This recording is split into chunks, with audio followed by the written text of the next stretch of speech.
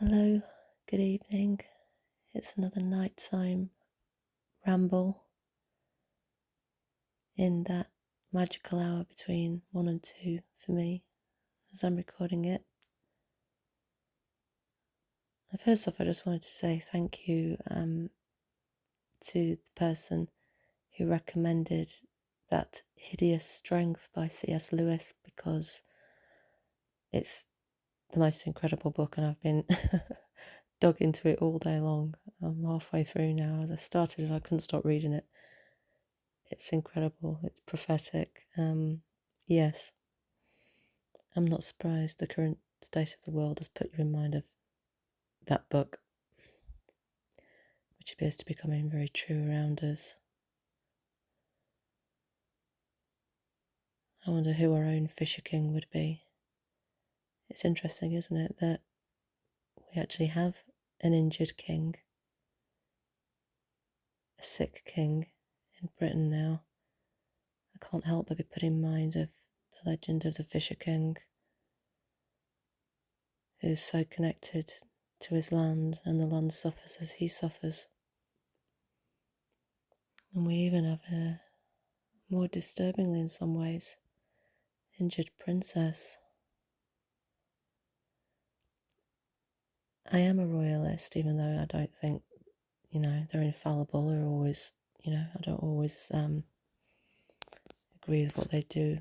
But I am in principle a royalist, and I have been seeing some really incredible parallels between our current royal family in England and some of the myths and legends of Arthur. We have in Prince William, his name actually is William Arthur. Will, I am Arthur. And I can't help thinking that Catherine is somewhat like Guinevere. It doesn't take much to work out in this scenario who Mordred and Morgan might be. But Merlin? That's more tricky perhaps. Also, incidentally, they put me in mind of real life English kings and queens. I see a distinct parallel between William Arthur and the Prince Arthur, who should have been king and who was married to first Catherine of Aragon, and they should have ruled together in England, but instead Arthur had been groomed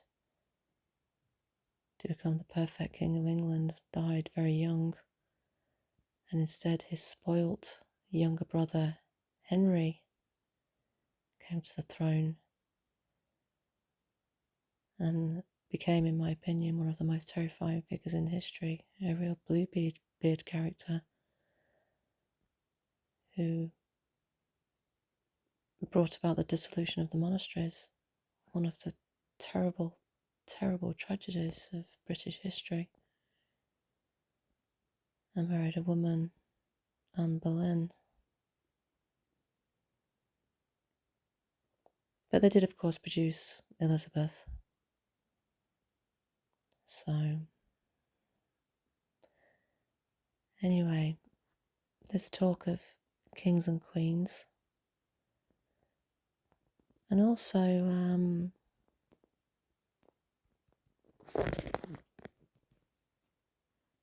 sorry, I'm just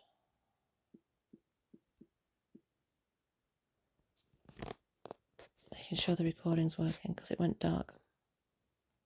Okay, this talk of kings and queens, and also the latter part of the astral experience I described the other night with Hillary Clinton, made me think about sharing some of the other lucid experiences I've had of encountering very significant public figures in the astral and lucid states, which apart from one occasion, I think only one occasion. Happened entirely involuntarily, and okay, these people are in the news all the time, but I wasn't actively seeking them out, and I don't think I could have achieved that necessarily, even if I'd tried, apart from on the one occasion, which I'll come to. But I have encountered quite a few people, and it's fascinating to me. I don't know if it will be to anybody else, but it's always incredibly fascinating to me to compare my waking thoughts of these people, my general opinions, my views on whether I love them or loathe them, or, just my general perception of them, with how they appear in essence in the world beyond the veil. I already described Hillary Clinton, who, was not somebody I wouldn't have said is particularly my cup of tea, let's say. I'm not going to go into the politics of all that. But, how she appeared in that experience was completely unexpected. She seemed, I think I mentioned, like a clone. I'm not suggesting she was, because I don't go in for all that stuff about clones. But she seemed to be off her head, drugged up or in some sort of hypnotized, off the planet scale. I mean, people who were in front of large crowds, it does affect you, even speaking in front of a small group affects your energy. So I can imagine that somebody who's up on stage in front of an enormous crowd will take on a different vibe up close. So that could have accounted for it. But as I mentioned last night, even though in this experience I was aware of looking through the eyes of somebody who didn't like her, despite my instinct, my kind of inner thoughts and feelings about her, she somehow won me over. I was drawn in somehow, or the person who was with her was drawn in somehow, because that's the other thing I wanted to say before I carry on with this, is that in these experiences of meeting these people or encountering them, it's like I'm looking through the eyes of another person who really does know them, or who's really meant to be there, let's say. I don't get invited to big political events and royal parties, but whoever these people are that I'm seeing through, they do, different people. And it's also curious to monitor and experience their reactions. So I'll start going through the roll call, just as a kind of, it's late, and call it a bedtime story. So the politicians, I'll start with one, and this is not in the order that they've happened in, and it's happened over quite a few years. And I'll just tell them as they come to me, not as they happened. So the briefest of them was Theresa May, who I encountered it was backstage at some kind of event where she was appearing, I assume speaking, and I was behind the scenes, and she was about to go out there and speak or give a speech or do whatever she was going to do. And I knew that it was Theresa May, but I only saw her bottom half from the waist down, which sometimes happens, by the way, when you see ghosts as well, that you only see half of them, top or bottom. But I only saw her from the bottom down. I saw a blue skirt, matching shoes, long legs, and the person I was in this experience kind of wanted to interact with her, but all I got was the slightest and quickest, just touch or slight squeeze of my hand, and it was as brief as it could possibly be. I've never touched somebody's hand so lightly, and it was cold, and that she was gone before it even began. And the overriding impression this left with me of Theresa May was of just coldness, of blankness. And it's significant, I think, that I couldn't see anything of her upper body, her chest or her head. They were completely veiled.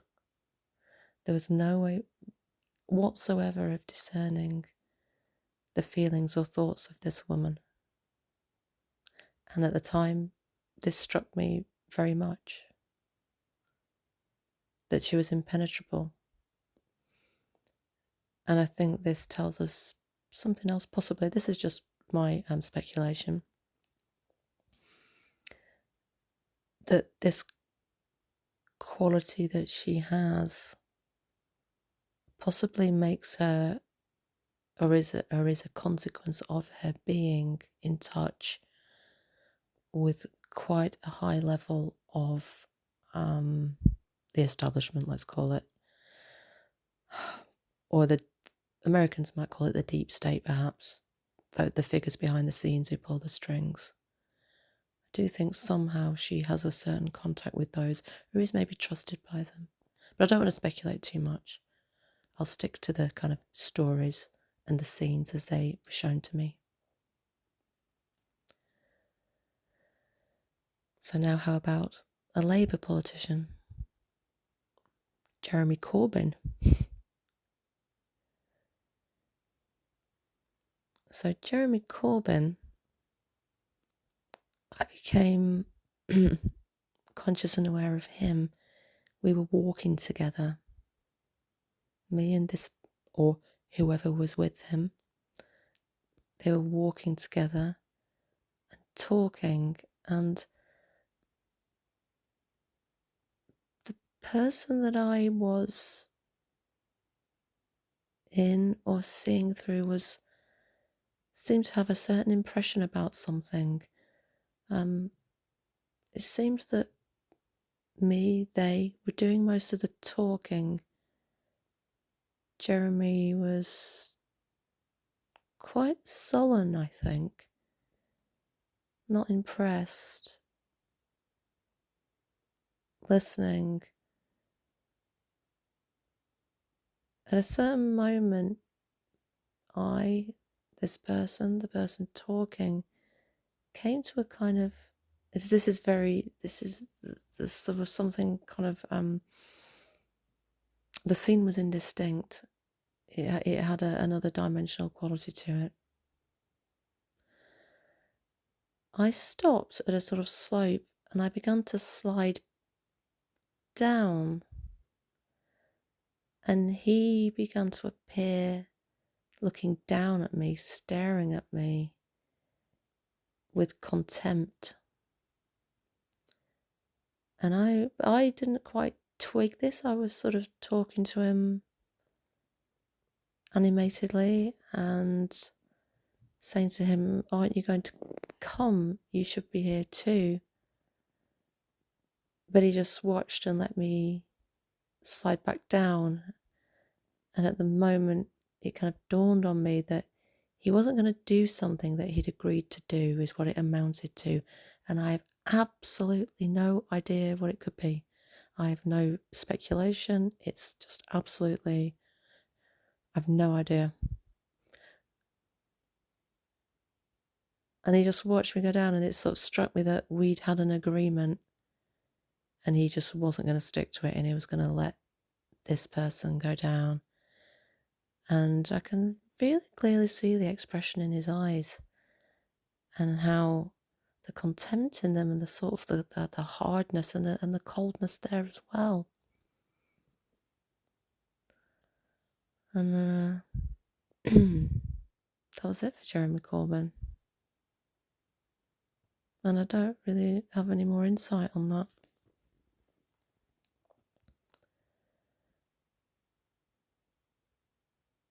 Other people, now this happened quite recently. This was within the past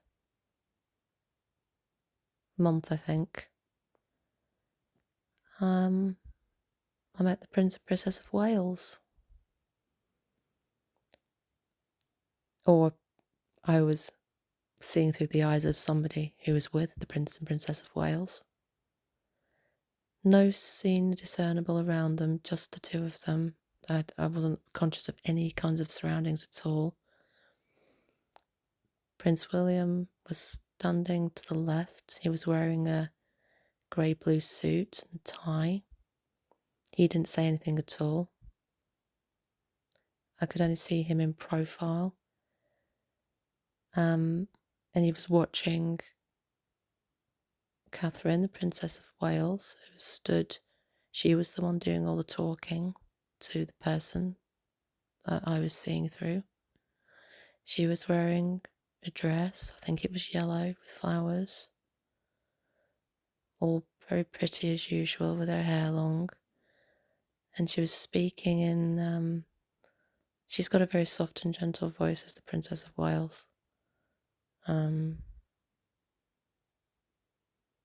She was speaking in this, in her usual voice, and I could hear the tone of her voice, but not the words that she was saying.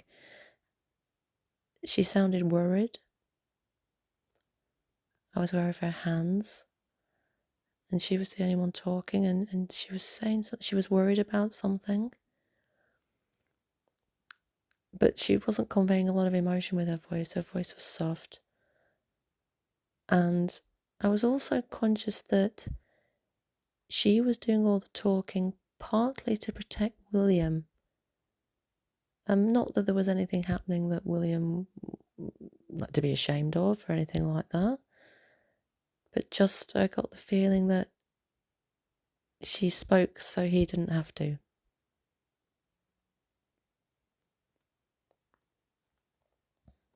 And again, I'm not sure what, but there was a slight anxiety about the situation. Nothing dramatic. It didn't occur to me at the time, by the way, that it was anything about an illness. But since the news of her illness has come out, I've thought again about that. At the time, I didn't really think so much of it. I just thought I'd seen them.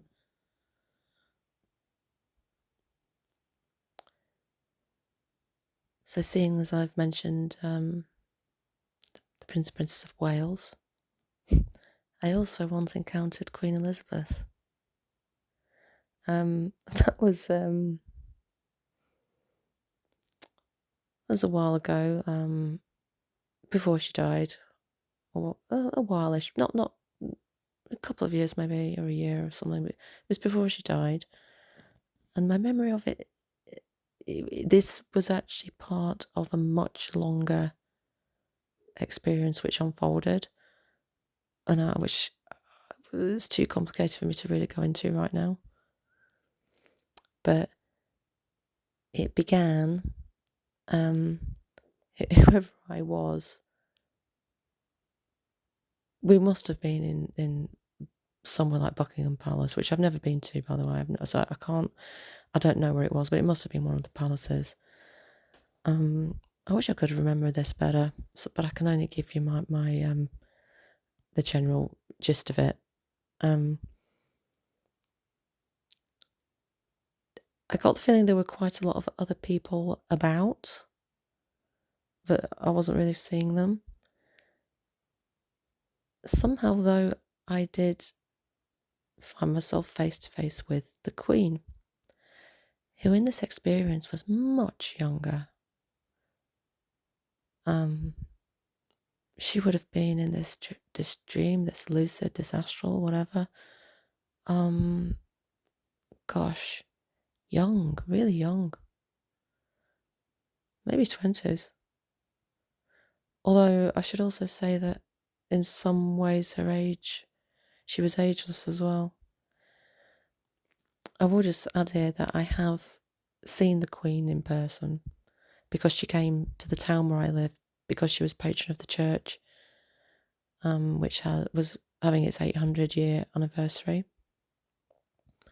There was a big crowd, obviously, in the town, and we went down to have a look out of curiosity, because I'd never been that close to the Queen before, even though I've sort of seen them going past in carriages.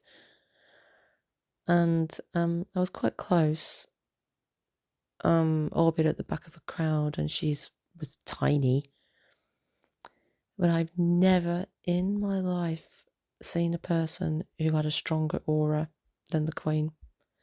It was the power that radiated from her was really quite incredible.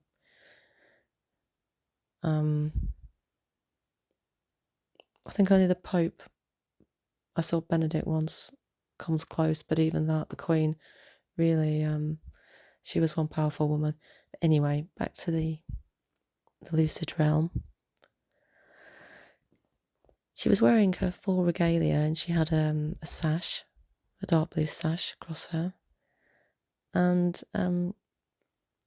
met me head on and was really quite cheerful and breezy and had energy, and I was kind of like, woohoo, it's the Queen. I'm not quite sure what capacity I was there in, or that this person seeing her was there in, but whatever it might be, she told me to follow her. And at this point I was feeling kind of like I'm sort of with the Queen, and she's acting normally as if we're, I don't want to say equals, that wouldn't be quite right. It was a surprising level of familiarity. And then as we went through, we went kind of behind a door, and we seemed to go into some kind of corridor, and where we then encountered some of these other people that I'd said were around. Don't know who they were, but we came upon a small group of like 3 or 4 people, like maybe there were some sort of courtiers or servants, and she began talking to them. And I no longer had her attention, and I kind of, like you would in any group, I suppose, wanted to get into a position where I could hear what she was saying to these other people. And so I tried to move around so that I again was facing her rather than behind her. But every time I tried to do that, it seemed that she moved slightly so that her back was still to me.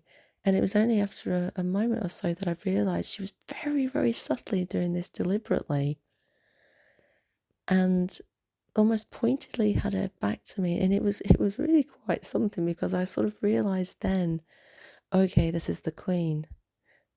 We're not equals, you know. I stand behind her, and that's that.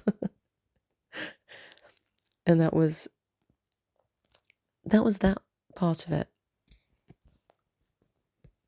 Now, there was something else that came out of that, where she ended up taking me down another corridor, and this time we went into the past. And this is probably far more interesting, but I'm sad to say the details are vague to me because it was much longer ago.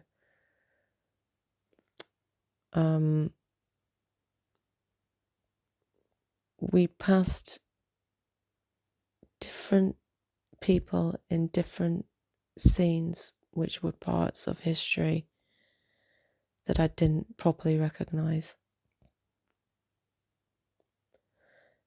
At a certain point, I was left with a man, with a small man, and it must have been something in the 16th century, with a long grey beard and bright eyes.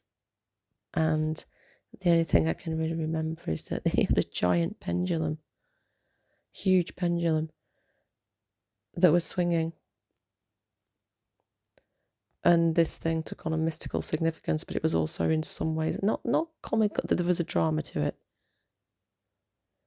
and a kind of vibrancy to this man. There was something quite amusing about him, but it was, I've no idea what it was about, but there was a huge pendulum, perhaps connected with time. later on I ended up in a large room, being given there was an audience, and I'm sorry this is vague, but I do believe that present in that room was, I think it must have been, I think it was Francis Drake. And the only thing I can really say about that is that I saw him. On the matter of just seeing, those of you who've read the Tarot Miners book I published, the Mebes Tarot Miners, may have read the introduction where I reference Nicholas Girs, the Martinist initiate who was one of the great pupils of Mebes, who managed to escape Russia, and he went first to Germany, founding Martinist esoteric groups. He thereby survived Stalin and Hitler. Went to South America and settled in Chile, where he became the revered leader of a Martinist group in Chile. And when he died, I know that his students were quite bereft, and they held him in incredibly high esteem and reverence. And of course, Girs was a genuine link in the occult chain, going back to pre-revolutionary Russia. In the course of publishing the Tarot Miners and writing them, I did one night dream and astrally see the memorial they'd made for him. And that was quite a spiritual experience, because it wasn't so much seeing him as seeing his portrait, his silhouette, his shrine in which his spirit lived.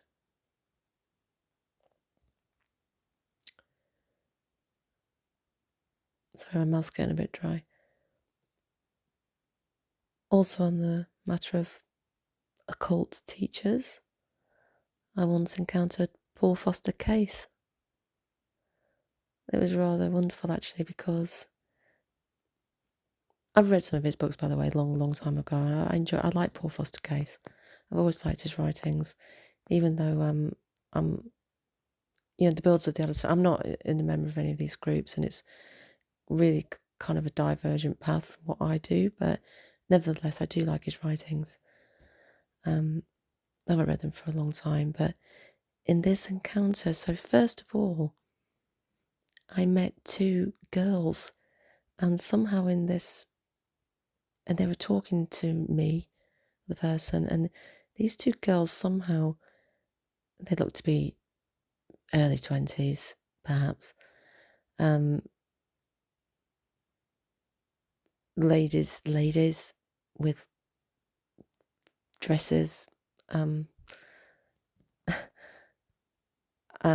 long brown shiny hair. They were almost like twins or sisters. And the overwhelming impression I had of these two ladies was their incredibly bright, shining, joyous eyes, joy-filled expressions, smiling faces. And for some reason I knew that they were devout Catholics. It seems to be such a random detail in the circumstances. I don't know why, but these two lovely ladies showed me around. Don't know what was going on really, but there they were. And then presently, I came to be sitting in front of this man who I realised really immediately upon recalling this. It didn't quite necessarily occur to me at the time, I'm not sure, but I did know it was Paul Foster Cayce. And we were having I was in a good spirits, and I was happy to be talking to him.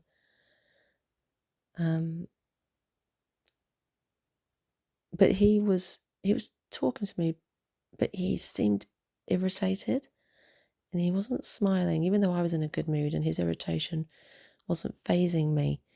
He was like trying to tell me something, basically tell me I'd been wrong about something, or he was irritated, and I think I know what it was. It's because we've got different, I put the Fool with Shin and he puts it with Aleph, and there's a whole different ordering of the tarot. And he's got one way and I've got mine. Mine is the same as Mebes, Eliphas Levi, that whole Martinist school. It's different to the Builders of the Editon and the Golden Dawn method, and I'm pretty sure that was the disagreement, the disagreement there, for what that's worth. Now I'm thinking, I feel like I've been talking for quite a long time, so the others people I was going to talk about, it gets more serious, so I'm going to leave that for the next installment. Thank you for listening.